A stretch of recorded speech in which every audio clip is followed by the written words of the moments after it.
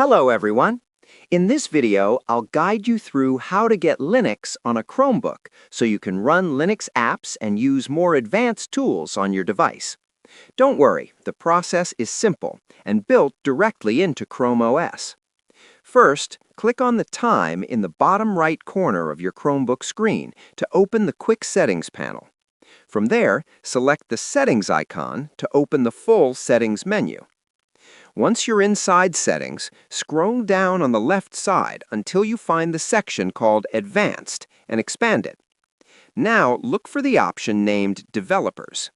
Inside this section, you should see an option called Linux Development Environment, also known as Linux Beta. Click the Turn On button next to it.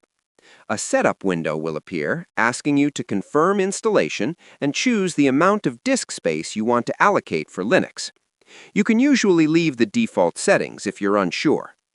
Click Install and wait while your Chromebook downloads and sets up the Linux environment. This may take a few minutes depending on your internet speed. Once the installation is finished, a Linux terminal window will automatically open. This means Linux is now installed and ready to use on your Chromebook. You can start installing Linux apps and running commands directly from the terminal. Subscribe the channel for more videos.